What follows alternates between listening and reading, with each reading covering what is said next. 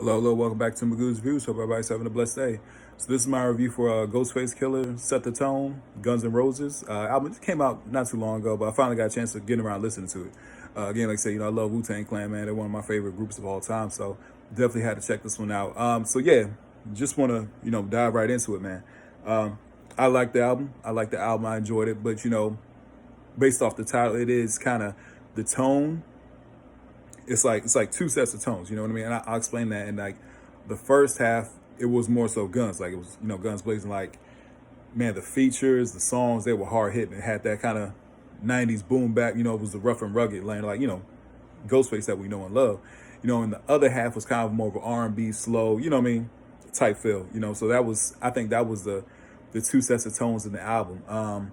I did enjoy the album, but I definitely enjoyed the first half more than I did the latter half of the album.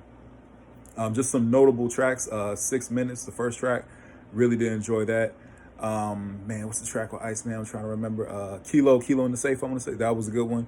Yeah, the track with Nas, Scar Tissue. Of course, I did a review on that one. That's a very good track. So yeah, the track with Raekwon. So I think the feature stood out. I thought he did a very good job picking the features. I mean, one thing about Ghostface, man, Ghostface pen is still top notch, man. I think that's one thing about being an MC. His pen game is still top notch. All of Wu-Tang Clan, if we're being honest, all of Wu-Tang Clan is. But yeah, I mean, just the features. That first track had Seek Louch, Jim Jones, Raekwon was in the album. Who else? Fat Joe's in there, Method Man's in there. I mean, yeah, he had a whole slew. And then the other half, AZ's in there, Ja Rule's on there, Remy Ma. But again, going back to that first half, like I said, the whole Guns N' Roses, theme. Man, I really thought that first half of the album was very good. Like, I thought it was very good. The second half, there was some tracks I was kind of like Plan B. Really wasn't my tone. I mean, it really wasn't my taste.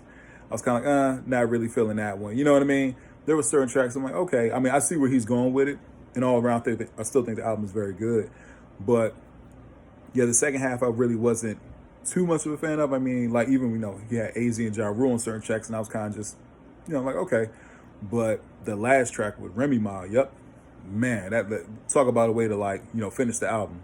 Very good way to finish the album. And I think the final skit that he did talk about, that Supreme Clientele 2 is definitely in the works, and that he's working on that. So I can't wait for that one, man. I mean, I love Ghostface.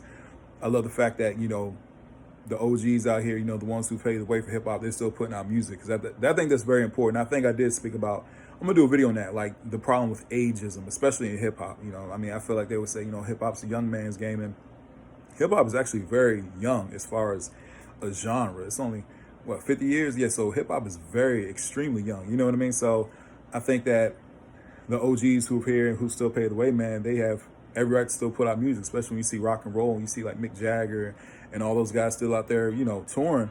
Man, why can't the OGs still do the same thing? And I know they have been. So I think that whole ageism in hip hop that argument is starting to die off, especially, with this album. Like, it's a very good album Ghostface put out. I know Nas and DJ Premier got an album coming out.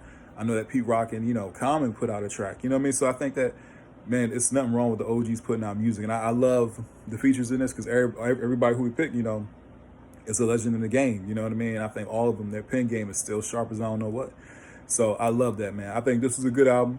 I go 7.5 out of 10 for me. So and another thing is I always listen to the albums again and again. And I really did enjoy that first half more. Not saying the second half is bad, but for me, my personal taste, I enjoyed the first half and that last track and how he ended the whole album, with Remy Ma. I mean, even her alone, man. I mean, she wrote one of the best disses of all time, and she threw against Nicki. So I mean, her pen game still period. Yeah, man. So I really did enjoy this album. I say check it out if you can. It's out there. Please don't forget to like, share, and subscribe to the channel. Leave a comment in the comment section. What's your favorite Ghostface album? Because one thing about Ghostface all the Wu-Tang, man, but Ghostface, man, his catalog is crazy, man. I mean, Raekwon got a great catalog too, though, man. So I mean, all Wu-Tang Clan, for all the work that they put in. What's your favorite Ghostface album? What's your favorite Ghostface song? Please don't forget to like, share, and subscribe to the channel. Leave a comment in the comment section. Hey, I like to engage with my audience, so please tell me, what's your thoughts on the album? Hope everybody has a blessed day, and I'll see you soon.